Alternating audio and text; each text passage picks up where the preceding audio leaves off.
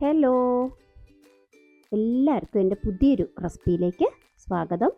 ഇന്ന് നല്ല അടിപൊളി ഒരു സ്പൈസി കോൺ പുലാവാണ് ഉണ്ടാക്കാൻ പോണത്. ഇതിൻ്റെ മെയിൻ ഇൻഗ്രീഡിയൻറ്റ് കോണാണ് കേട്ടോ. സ്വീറ്റ് കോണൊക്കെ നമുക്ക് പാക്കറ്റിൽ വാങ്ങാൻ കിട്ടും, അല്ലെങ്കിൽ നമ്മുടെ സാധാ ചോളകം വാങ്ങിയിട്ട് വേവിച്ച് ഉണ്ടാക്കണം എന്നേ ഉള്ളൂ.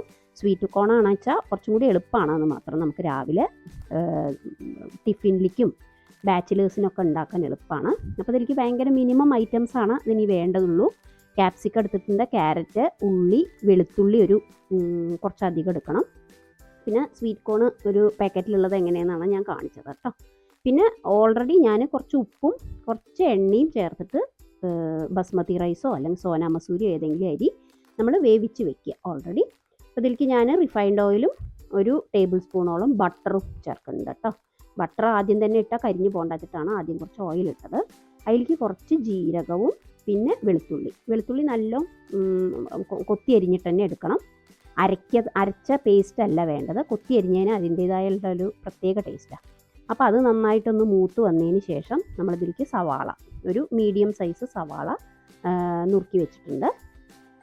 അപ്പോൾ നല്ല ടേസ്റ്റ് ആയിട്ടുള്ള ഒരു ഡിഷാണ് കേട്ടോ. കുറച്ച് ഉപ്പും ചേർത്തിട്ട് അത് ഒന്ന് വാടി വരട്ടെ. അതിന് ശേഷം ഇതിലേക്ക് നമ്മൾ ഒരു ക്യാപ്സിക്കം ഇടുന്നുണ്ട്, ഒരു ക്യാരറ്റും ഇടുന്നുണ്ട്. അതും കൂടി ഇട്ടിട്ട് നന്നായി വെന്ത് ഉടയൊന്നും വേണ്ട, ഒന്ന് ആ വെജിറ്റബിൾസിൻ്റെ ക്രിസ്പിനെസ് നിന്നോട്ടെ. അപ്പോൾ ഒന്നും കൂടി കടിക്കാൻ കിട്ടുമ്പോൾ നല്ല ടേസ്റ്റാണ് അതിന്. അപ്പോൾ അത് നന്നായി ഇളക്കി ഒന്ന് വഴന്ന് വരുമ്പോൾ വേണം നമ്മൾ കോണ്, ഓൾറെഡി നമ്മൾ ഇത് പാക്കറ്റിൽ കിട്ടണതല്ലേ, അപ്പോൾ നമ്മൾ ജസ്റ്റ് ഒന്ന് വെള്ളത്തിലിട്ടിട്ട് അതിൻ്റെ ഫ്രീസറിൽ വെച്ച ആ ഐസ് കളയേ വേണ്ടുള്ളൂ. ഇതിലേക്കിട്ടാൽ വേഗം വെന്ത് കിട്ടുന്ന ഒരു ഇതാണ്. ഇനി മറ്റേ ചോളകം വാങ്ങിയിട്ട് നുറുക്കിയിട്ട് കുറച്ച് ഉപ്പിട്ട് വേവിച്ചാലും മതി, അങ്ങനെയും ചെയ്യാം.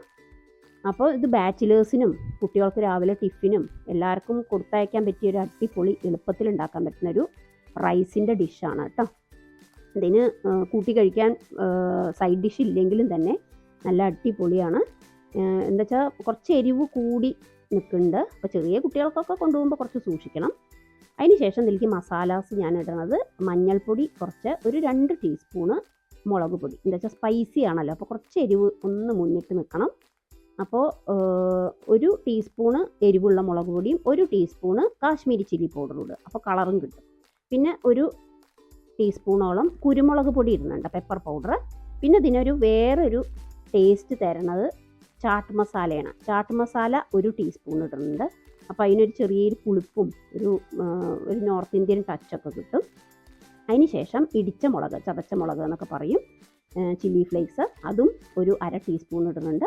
പിന്നെ ഇതിന് കുറച്ച് ഒരു 1/2 ടീസ്പൂണോളം ഗരം മസാല, അതും കൂടി ചേർത്തതിന് ശേഷം നന്നായി വഴറ്റിയിട്ട് ഈ മസാല ഒന്ന് വാടി അതിൻ്റെ ഒരു നല്ലൊരു മണം വരില്ലേ, അപ്പോൾ നമ്മളിതിലേക്ക് കുറച്ച് പുതിന, ഒരു പിടി പുതിന ഒന്ന് പിച്ചിട്ട് ഇടുക.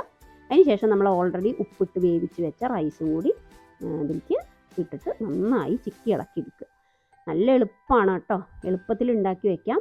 വേഗം റൈസായി കഴിഞ്ഞ് കഴിഞ്ഞാൽ ബാക്കി വീട്ടിലുള്ള പച്ചക്കറി, ഇനിയാണെന്ന് വെച്ചാൽ അതിൽ ബീൻസോ കോളിഫ്ലവറൊക്കെ ചേർക്കാം കേട്ടോ. അപ്പോൾ കുട്ടികൾക്ക് ഇഷ്ടപ്പെട്ട 2 ഐറ്റമാണ് ക്യാരറ്റും ക്യാപ്സിക്കം, അതാണ് അത് ഇട്ടത്. അപ്പോൾ അത് എളുപ്പത്തിൽ ഉണ്ടാക്കാൻ പറ്റുന്ന ഒരു റൈസാണ്. എല്ലാവരും ഒന്ന് ട്രൈ ചെയ്ത് നോക്കി നോക്കൂ. ഇതിൽ ആ ബട്ടറിലൊക്കെ കടന്നിട്ട് അത് വഴന്ന് വരുമ്പോൾ ഒരു പ്രത്യേക ടേസ്റ്റാണ്. അപ്പോൾ എല്ലാവരും ട്രൈ ചെയ്തിട്ട് അഭിപ്രായം പറയൂ, കമൻറ്റ് സെക്ഷനിൽ പറയുക. ലാസ്റ്റ് മല്ലിയില കൂടി ഇട്ടിട്ട് വാങ്ങി വയ്ക്കാം. അപ്പോൾ ഇനി പുതിയൊരു ഡിഷായിട്ട് അടുത്തൊരു വീഡിയോയിൽ വരാം. എല്ലാവരും ലൈക്ക് ചെയ്യുക, ഷെയർ ചെയ്യുക, സബ്സ്ക്രൈബ് ചെയ്യുക, സപ്പോർട്ട് ചെയ്യുക മാക്സിമം. ഇനി അടുത്തൊരു വീഡിയോ ആയിട്ട് കാണാം. Okay, thank you.